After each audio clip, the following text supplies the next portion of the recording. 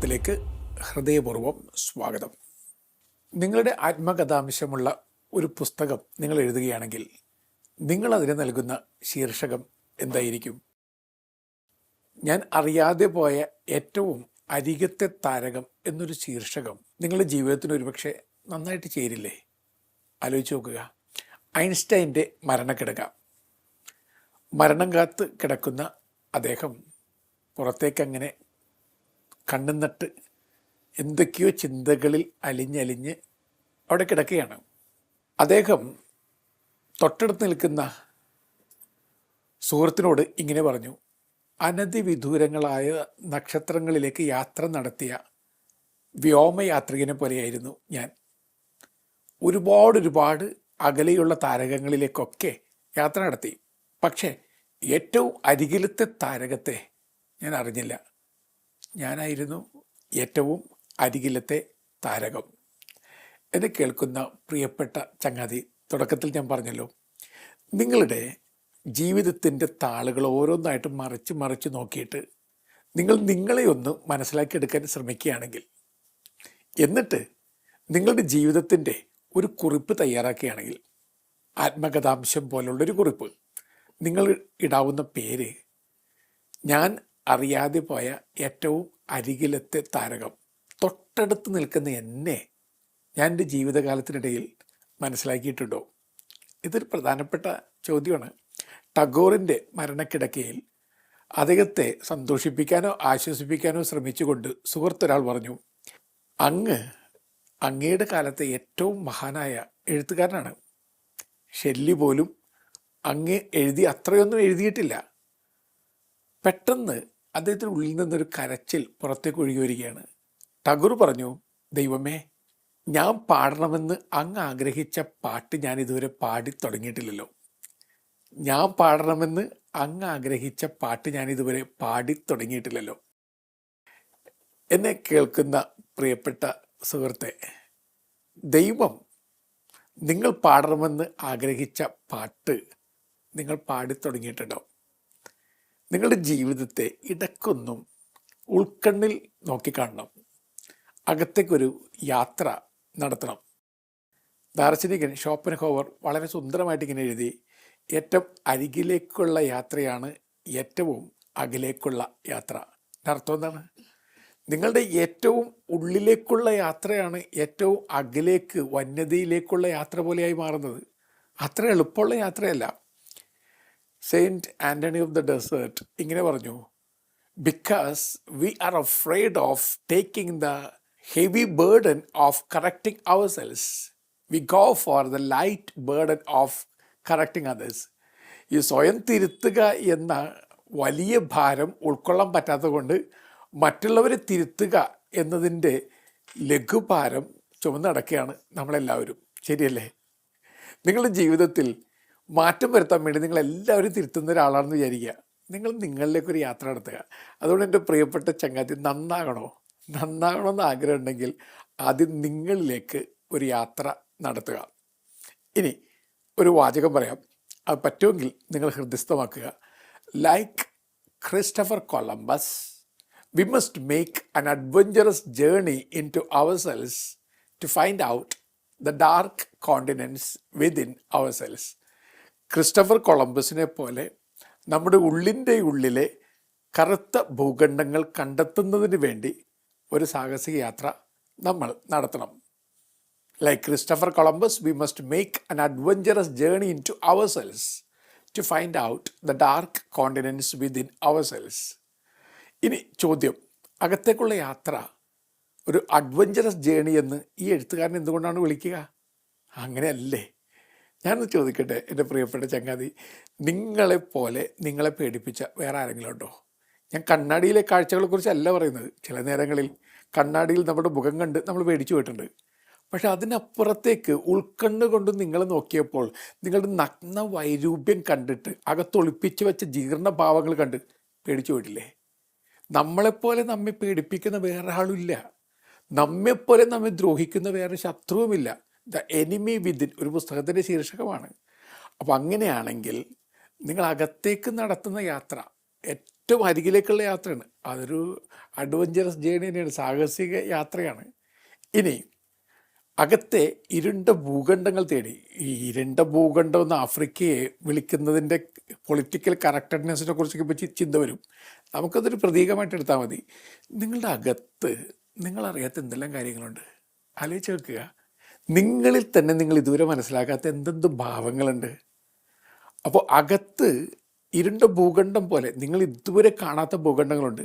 ഇനി ആഫ്രിക്കയാണല്ലോ Europeans dark continents എന്ന് വിളിച്ചത്. ഈ ഡാർക്ക് കോണ്ടിനെൻറ്റിൻ്റെ പ്രത്യേകത എന്താണ്? ഇരുണ്ട ഭൂഖണ്ഡത്തിൻ്റെ പ്രത്യേകത എന്തായിരുന്നു? ഇരുണ്ട ഭൂഖണ്ഡത്തിൻ്റെ ഏറ്റവും വലിയ പ്രത്യേകത കണ്ടെത്താത്ത ഒരുപാട് വെട്ടത്തിൻ്റെ സാധ്യത അവിടെയുണ്ട്. അവിടെ സ്വർണ്ണ ഖനികളുണ്ടായിരുന്നു, അനർഘ നിക്ഷേപങ്ങളുണ്ടായിരുന്നു. ഇനി നിങ്ങൾ അകത്തേക്ക് നോക്കുമ്പോൾ ആദ്യം ഇരുട്ടാണ്. പക്ഷെ വീണ്ടും വീണ്ടും നിങ്ങൾ യാത്ര നടത്തുമ്പോൾ നിങ്ങളിൽ എന്തെന്ത് നന്മകൾ, കഴിവുകൾ, താലന്തുകൾ, എന്തൊരു കൃപ നിറഞ്ഞ ഉൾവെട്ടമാണ് അകത്തുള്ളത്. അത് കണ്ടെത്താൻ വേണ്ടി ഇടയ്ക്കിടയ്ക്ക് അകത്തേക്ക് യാത്ര നടത്തണം എൻ്റെ പ്രിയപ്പെട്ട ചങ്ങാതി. ഈ അവബോധം എന്നുള്ളത് നിസ്സാരമായ കാര്യമല്ല. നിങ്ങളുടെ ജീവിതത്തിൻ്റെ വിജയം ആരംഭിക്കുന്ന അവബോധത്തിൽ നിന്നാണ്. സ്വയം ഒന്ന് ആലോചിച്ച് നോക്കിയേ. നമ്മൾ ഒരേ സമയം പ്രസൻറ്റും ആബ്സെൻറ്റുമാണ്. ഞാനിപ്പോൾ ഈ പ്രസംഗം പറയുമ്പോൾ ആബ്സെൻ്റായിട്ടാണ് ഞാൻ പ്രസംഗം പറയുന്നതെങ്കിൽ എൻ്റെ പ്രസംഗം നിങ്ങളെ തൊടില്ല. അതേസമയം ഞാൻ എന്നിൽ തന്നെ പ്രസൻ്റ് ആണെങ്കിൽ എൻ്റെ പ്രസംഗം നിങ്ങളെ തൊടും. ഇപ്പോൾ ഒരു ഉദാഹരണം ഞാൻ പറയാം. നിങ്ങൾ ഓഫീസിലായിരിക്കുമ്പോൾ വീട്ടിലെ കാര്യങ്ങൾ ചിന്തിച്ച് ഓഫീസിലെ കാര്യമൊക്കെ കുളമാക്കും. നിങ്ങളപ്പോൾ ഓഫീസിൽ ആബ്സെൻ്റാണ്. എന്നാൽ വീട്ടിൽ ചെന്ന് കഴിയുമ്പോൾ ഓഫീസിലെ കാര്യങ്ങൾ മുഴുവൻ ഓർത്ത് വീട്ടിലെ ജീവിതം കുളമാക്കും. അങ്ങനെ മുന്നോട്ട് പോയിക്കൊണ്ടിരിക്കുന്നവരായി നമ്മൾ മാറുന്നുണ്ട്. ആ അവസ്ഥയെക്കുറിച്ച് നിങ്ങൾ എപ്പോഴെങ്കിലും ചിന്തിച്ചിട്ടുണ്ടോ? അപ്പോൾ യഥാർത്ഥ അവബോധം എന്ന് പറയുന്നത് ബീയിങ് പ്രസൻറ്റ് നൗ.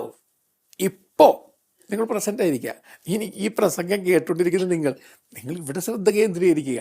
ഈ പ്രസംഗം കേട്ട് ആ പ്രസംഗം നിങ്ങളിൽ അല്പം മാറ്റം വരുത്തുന്ന രീതിയിൽ നിങ്ങളൊന്ന് തുറന്നു വെക്കുക. അതാണ് ബീയിങ് പ്രസൻറ്റ് എന്ന് പറയുന്നത്. 100 കാര്യങ്ങളിലേക്ക് നമ്മുടെ ശ്രദ്ധ കൊണ്ടുവരേണ്ട ആവശ്യമൊന്നുമില്ല. പ്രധാനപ്പെട്ട ഒരു കാര്യത്തിലേക്ക് ശ്രദ്ധ കൊണ്ടുവന്നിരിക്കുക. അപ്പോൾ ഇപ്പോൾ ഇവിടെ ആയിരിക്കുക, അതാണ് അവബോധം എന്ന് പറയുന്നത്. ഈ ബോധമില്ലായ്മ ധാരാളം നമുക്കുണ്ട്. പള്ളിയിലെ കുർബാനയ്ക്കിടയിൽ ഓൾട്ടർ ബോയ്സിലൊരാൾ, അയാൾ ഫസ്റ്റ് റീഡിങ് വായിക്കുകയാണ്. ഒന്നാമത്തെ വായന വെളിച്ചപ്പാടിൻ്റെ പുസ്തകത്തിൽ നിന്ന്. ഇത് കേട്ടപാട് ഞാൻ പൊട്ടിച്ചിരിച്ചു പോയി. എനിക്കങ്ങനെ പൊട്ടിച്ചിരിയൊന്നും നിർത്താൻ പറ്റുന്ന കഴിവുള്ള ആളൊന്നുമല്ല. വെളിച്ചപ്പാടിൻ്റെ പുസ്തകത്തിൽ എന്ന് പറഞ്ഞപ്പോൾ ഞാൻ പൊട്ടിച്ചിരിച്ചു. പക്ഷേ ഒരൊറ്റ ആളോട് ചിരിക്കുന്നില്ല. ഇനി ഒരു വെളിച്ചപ്പാടല്ല, 1000 വെളിച്ചപ്പാടുകൾ ആൾക്കാരിൽ വന്ന് ഇറങ്ങി നിന്നാലും നമ്മളൊന്നും കണ്ടിട്ടുണ്ടാവില്ല, കേട്ടിട്ടുണ്ടാവില്ല. ഞാൻ നിങ്ങളോട് ചോദിക്കട്ടെ, നിങ്ങൾ കുർബാന കാണുന്നതിൻ്റെ ഇടയിൽ നിങ്ങൾ ഇരിക്കാമെന്ന് വിചാരിക്കുക. പെട്ടെന്ന് മുന്നിലുള്ള കുറച്ച് പേരെ ചാടി എഴുന്നേറ്റ് കഴിഞ്ഞാൽ നിങ്ങളെല്ലാവരും ചാടി എഴുന്നേക്കും. കാരണം ബോധത്തിനും അബോധത്തിനും ഇടയിൽ നമ്മളിങ്ങനെ ഉറക്കത്തിനും ഉണർവിനും ഇടയിലുള്ള അവസ്ഥയിൽ ചതഞ്ഞ പോലെ ഇരിക്കുകയാണ്. ആ അവസ്ഥ മാറ്റണമെന്ന് ഞാൻ പറയുന്നത്. പ്രാക്ടിക്കലായിട്ട് ചെയ്യുന്നത് എന്തും ബോധത്തോടു കൂടി, ബോധ്യത്തോടു കൂടി, സന്തോഷത്തോടു കൂടി, ഉണർവോടുകൂടി ചെയ്തു നോക്കുക. ജീവിതം അത്ഭുതകരമായിട്ട് മാറും. അപ്പം അതാണ് അവബോധം എന്ന് പറയുന്നത്. ഈ അവബോധത്തിൻ്റെ യാത്ര നിങ്ങൾ നടത്തുമ്പോൾ ഒരു കുഞ്ഞിൻ്റെ മനസ്സ് നിങ്ങൾക്ക് തീർച്ചയായിട്ടും വേണം.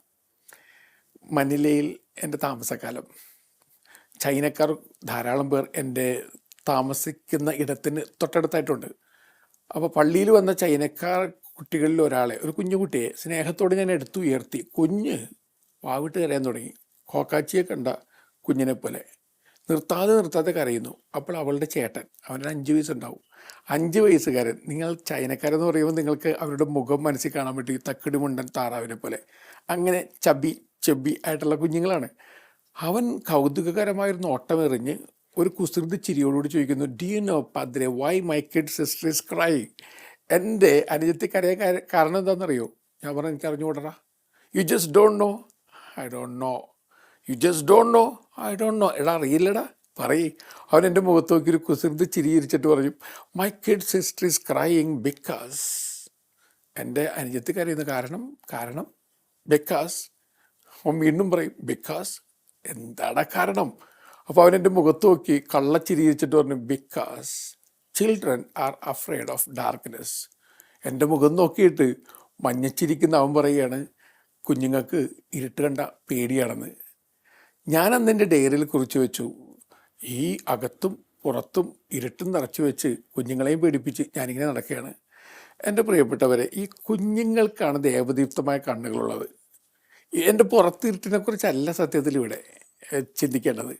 അകത്ത് എന്തൊക്കെ ഇരുട്ടാണ് നമ്മൾ നിറച്ചു വെച്ചിരിക്കുന്നത്. അപ്പോൾ കുഞ്ഞുങ്ങളെപ്പോലെ അകത്ത് ഇരുട്ടുണ്ട് എന്ന് മനസ്സിലാക്കിക്കൊണ്ട് വെട്ടം പരത്താനുള്ള കഴിവ് നേടിയെടുക്കണം. അതാണ് അവബോധത്തിലേക്ക് ഒരാളെ നയിക്കുന്നത്. അങ്ങനെ ശിശുസഹജമായ ഒരു നിഷ്കളങ്കതയോട് അകത്തേക്കൊന്ന് നോക്കി നോക്കുക. ഒരുപാട് പ്രജുഡ്യൂസ് ഒന്നും വേണ്ട, ഞാൻ പെർഫെക്റ്റ് ആണെന്നൊന്നും ചിന്തിക്കേണ്ട. അകത്തേക്ക് നോക്കുക, നിങ്ങൾക്ക് നിങ്ങളെ തന്നെ കണ്ടെത്താൻ പറ്റും. ഇനി നിങ്ങളൊരു യാത്ര നടത്തി നിങ്ങളുടെ ഉള്ളിലേക്ക് തന്നെ മിഴികൾ തുറന്ന് നോക്കുമ്പോൾ നിങ്ങളിൽ തന്നെ ഒരു മൃഗത്തെയും കണ്ടെത്തും, നിങ്ങളിൽ തന്നെ ഒരു മാലാഖയെയും കണ്ടെത്തും. ഇനി നിങ്ങളോട് ഞാൻ ചോദിക്കട്ടെ, ആരാണ് നിങ്ങളുടെ ജീവിതത്തിൽ ഡോമിനേറ്റ് ചെയ്യുന്നത്? ബ്ലേസ് പാസ്കൽ എഴുതുന്നുണ്ട്, ഒരു മാലാഖയുണ്ട്, ഒരു മൃഗമുണ്ട്, രണ്ടും തമ്മിലുള്ള യുദ്ധമാണ് ജീവിതം. ഞാൻ വീണ്ടും ചോദ്യം ചോദിക്കുകയാണ്, ആരാണ് ഈയിടെയായിട്ട് ഡോമിനേറ്റ് ചെയ്യുന്നത്? +2 സ്റ്റുഡൻസിന് ക്ലാസ് എടുക്കുമ്പോൾ ഞാൻ ഈ ചോദ്യം ചോദിച്ചു, മൃഗമാണോ മാലാഖയാണോ, ആരാണ് ഡോമിനേറ്റ് ചെയ്യുന്നത്? അല്പം കുസൃതിയായ ഒരുത്തം പറഞ്ഞു മ്രാലാഖ. അതാണ് സത്യം. നമുക്കറിഞ്ഞുകൂടാ. രാവിലെ മാലാഖയെപ്പോലെ ഇരുന്ന നിങ്ങൾ ഉച്ചയായപ്പോൾ പിശാചിനെ പോലെയായി മാറി. എന്ത് മാറ്റമാണിത്? സെയിൻറ്റ് പോൾ പോലും പറഞ്ഞു, ഞാൻ ആഗ്രഹിക്കുന്ന നന്മയല്ല, ആഗ്രഹിക്കാത്ത തിന്മയാണ് ചെയ്തു പോവുക. അങ്ങനെയാണെങ്കിൽ നമ്മുടെ ഉള്ളിലൊരു മൃഗമുണ്ട്, മാലാഖയുണ്ട്. മ്രാലാഖയായിട്ട് അത് മാറിയിട്ടുണ്ട്. ഒരു പകുതിയിൽ പ്രജ്ഞയിൽ നിഴരുന്നിലാവും, മറുപകുതി പ്രജ്ഞയിൽ കരിപൂശിയമാവും. ചങ്ങമ്പുഴ കവിത കുറിക്കുകയാണ്. തുല്യ ബലത്തിൽ മൃഗമുണ്ട്, മാലാഖയുണ്ട്. ബെർണാഡ് ഷാ റെഡ് ഇന്ത്യൻ വംശജരായ കുറേ മനുഷ്യരായിട്ട് സംസാരിച്ചുകൊണ്ടിരിക്കുകയാണ്. അപ്പോൾ അവരുടെ ചീഫായിട്ടുള്ള ഒരാൾ പറഞ്ഞു, എൻ്റെ അകത്ത് ഒരു ചെന്നായുണ്ട്, വളരെ സൗമ്യൻ, ശാന്തൻ, വളരെ സ്നേഹമുള്ളയാൾ.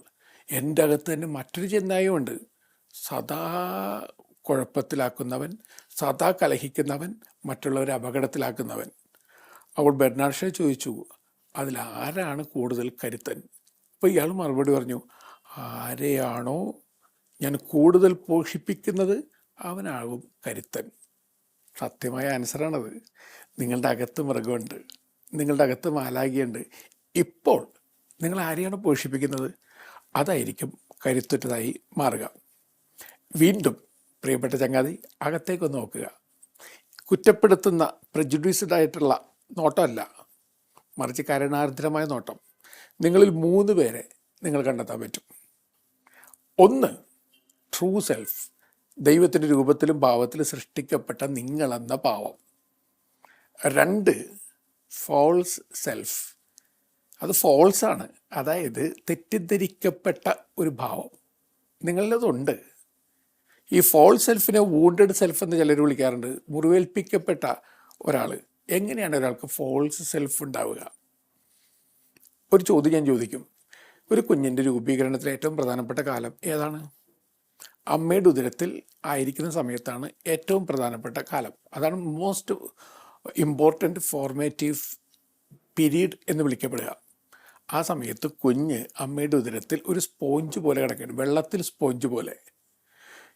ഈ അമ്മ ചിന്തിക്കുന്നത് എന്തോ അപ്പാടെ കുഞ്ഞ് സ്വീകരിക്കുന്നു. അതിന് മനഃശാസ്ത്രജ്ഞന്മാർ വിളിക്കുക അൺഎഡിറ്റഡ് അക്സെപ്റ്റൻസ് എന്നാണ്. എഡിറ്റിംഗ് ഇല്ല, അങ്ങനെ തന്നെ അക്സെപ്റ്റ് ചെയ്യാണ്. അമ്മ ചിന്തിക്കുകയാണ് ലോകം ചീത്തയാണ്, കുഞ്ഞു പറയും ലോകം ചീത്തയാണ്. അമ്മ ചിന്തിക്കുകയാണ് ലോകം സുന്ദരമാണ്, കുഞ്ഞു പറയും ലോകം സുന്ദരമാണ്. അപ്പോൾ അമ്മ എന്ത് പറയുന്നു, അപ്പാടെ കുഞ്ഞ് സ്വീകരിക്കുക. അൺഎഡിറ്റഡ് അക്സെപ്റ്റൻസ് ആണ്. ആ സമയത്ത് കുഞ്ഞിന് കിട്ടുന്ന ഫീഡ്ബാക്കാണ് കുഞ്ഞിൻ്റെ രൂപീകരണത്തിന് ഏറ്റവും പ്രാധാന്യം വഹിക്കുന്നതായിട്ട് മാറുക. നിങ്ങൾ അമ്മയുടെ ഉദരത്തിലായിരുന്നപ്പോൾ അമ്മയ്ക്ക് ഭയങ്കര സങ്കടങ്ങളും ദേഷ്യങ്ങളും വെറുപ്പാണെങ്കിൽ നിങ്ങൾ ആ വെറുപ്പും സങ്കടങ്ങളും സ്വീകരിക്കുന്നു. നിങ്ങളുടെ ഫോൾസ് സെൽഫായി മാറുന്നു. മുറിവേൽപ്പിക്കപ്പെട്ട ഒരു വ്യക്തിത്വം നിങ്ങൾ കിട്ടുകയാണ്. ഈ ജനിച്ചു വീഴുന്ന കുഞ്ഞുങ്ങളൊക്കെ ആൺകുട്ടികളാകണമെന്ന് ആഗ്രഹിച്ച് അങ്ങനെ കാത്തിരുന്നൊരു അമ്മ എനിക്കറിയാം. ആദ്യത്തെ കുഞ്ഞ് ആൺകുച്ചാകണമെന്ന് കരുതി പെൺകുഞ്ഞായിരുന്നു. രണ്ടാമത്തെ കുഞ്ഞ് ആൺകുച്ചാകണമെന്ന് കരുതി പെൺകുഞ്ഞായിരുന്നു. പിന്നെ മൂന്നാമത്തെ പെൺകുഞ്ഞായിരുന്നു. എന്തുകൊണ്ടും ഇവർക്കൊരു ആഗ്രഹമാണ് ആൺകുഞ്ഞ് മതിയെന്ന്. നാലാമത്തെ കുഞ്ഞ് എങ്ങനെയെങ്കിലും ആൺകുട്ടിയാകണമെന്നൊരു ചിന്ത അവർക്ക്. അതിൻ്റെയൊക്കെ വല്ല ആവശ്യമുണ്ടോ? അവരങ്ങനെ ചിന്തിക്കുന്നു. ഈ കുഞ്ഞിന് ജന്മം കൊടുത്തു. ആദ്യം അവർ തിരഞ്ഞത് ആൺകുഞ്ഞാണോ പെൺകുഞ്ഞാണോ? പെൺകുഞ്ഞാണെന്ന് മനസ്സിലാക്കിയപ്പോൾ അവർ കരഞ്ഞുകൊണ്ട് പറഞ്ഞു, എൻ്റെ കർത്താവ് ഇത്തവണയും ചതിച്ചല്ലോ. ഈ കുഞ്ഞിനെ എനിക്കറിയാം, അത് സുന്ദരിയാണ്, പക്ഷെ അവളുടെ ധാരണ അവൾ അങ്ങേറ്റ വൈരൂപ്യമുള്ള ആളാണെന്നാണ്. അവൾക്ക് പല കഴിവുകളുണ്ട്, പക്ഷെ ഒരാളുടെ മുമ്പിലും അവൾ ഒരു കഴിവും പുറത്തെടുക്കില്ല. ഒരാളെ കണ്ടാൽ അവൾ മുഖങ്ങനിക്കും, കൈവിറക്കും. വർഷങ്ങളേറെ കഴിഞ്ഞിട്ടും കല്യാണം കഴിക്കാൻ പോലും അവൾക്ക് പറ്റുന്നില്ല. അത്രയ്ക്ക് പേടിയാണ് ലോകത്തെ. കാരണം അവളുടെ ഏറ്റവും പ്രധാനപ്പെട്ട ആളമ്മ അവൾക്കൊരു ഫോൾസ് ഇമേജ് കൊടുത്തു. You are good for nothing, you are not okay, you are not going to be okay. അമ്മ പറഞ്ഞു കൊടുത്തല്ലേ, അത് കുഞ്ഞ് സ്വീകരിച്ചു. ഇതാണ് ഫോൾസ് സെൽഫായി മാറുക, വൂണ്ടഡ് സെൽഫ്. എന്നെ കേൾക്കുന്ന പ്രിയപ്പെട്ട നിങ്ങൾക്ക് അങ്ങനെ ഒരു സെൽഫാണുള്ളതെങ്കിൽ അത് മാറ്റാൻ പറ്റും. നിങ്ങളെ തന്നെ കർത്താവിൻ്റെ കൃപ കൊണ്ട്, ഞാൻ കർത്താവിൻ്റെ കണ്ണിൽ വിലയുറ്റ ആളാണ്, വിലയറ്റ ആളല്ല, വിലയുറ്റ ആളാണ്, അമൂല്യമാണ്, ബഹുമാന്യമാണ് എൻ്റെ ജീവിതം എന്ന് പറഞ്ഞ് നമ്മളെ തന്നെ തിരുത്താൻ പറ്റും. അപ്പോൾ ഫോൾസ് സെൽഫ്. അടുത്ത ഫേക്ക് സെൽഫ്, ഒരു കപട മുഖം. എനിക്കും നിങ്ങൾക്കൊക്കെ പ്ലാസ്റ്റിക് മുഖങ്ങളുണ്ട് എൻ്റെ പ്രിയപ്പെട്ട സുഹൃത്തെ, സമ്മതിക്കുക. നമ്മളെല്ലാവരും മാറി മാറി പല പല മുഖംമൂടികൾ അണിയുന്നുണ്ട്. പേഴ്സൺ എന്ന പദം വരുന്നത് പേഴ്സോണ എന്ന ഗ്രീക്ക് പദത്തിൽ നിന്നാണ്. പേഴ്സോണ എന്ന പദത്തിൻ്റെ അർത്ഥം മുഖംമൂടി എന്നർത്ഥം. നമ്മളിങ്ങനെ മുഖംമൂടികൾ ധാരാളമായിട്ട് അണിയുന്നുണ്ട്. എത്ര മുഖംമൂടികളാണ് എൻ്റെ പ്രിയപ്പെട്ടവരെ നമ്മൾ അണിഞ്ഞുകൊണ്ടിരിക്കുക. അതുകൊണ്ട് തന്നെ നമ്മൾ ഈ മുഖംമൂടികൾ നമ്മളുടേതാക്കി മാറ്റുകയാണ്. പിന്നെ നമ്മൾ കപട വ്യക്തിത്വമാണ്. ഇന്തഗ്രിത്താത്തും എന്ന പദത്തിന് ഇൻ്റഗ്രിറ്റി എന്ന പദം വരുന്നത്. ഇന്തഗ്രിത്താത്തും എന്ന ലത്തീൻ പദത്തിൻ്റെ അർത്ഥം ഹോൾനെസ്, അതായത് ഒന്നിങ്ങനെ മുഴച്ചു നിൽക്കുന്നില്ല. വാക്കും നോക്കും പ്രവൃത്തി എല്ലാം ഒരു സമഞ്ജസം, ഒരു ഹാർമണി ഉണ്ടാകുന്നു. നമ്മളിൽ വാക്കൊരു വശത്ത്, പ്രവൃത്തി വേറൊരു വശത്ത്, ചിന്ത വേറൊരു വശത്ത്. അതാണ് ഇൻ്റഗ്രിറ്റി ഇല്ലായ്മ എന്ന് പറയുന്നത്. അതാണ് ഫേക്ക് സെൽഫ്.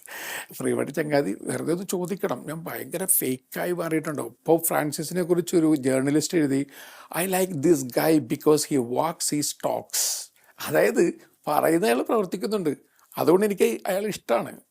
ഗെതെ എന്ന ജർമ്മൻ കവിയുടെ ഒരു കഥാപാത്രം അപ്പനോട് പറയുന്നുണ്ട്, because the life you live അക്കോസ് it my years in such a way I cannot here A thing you say.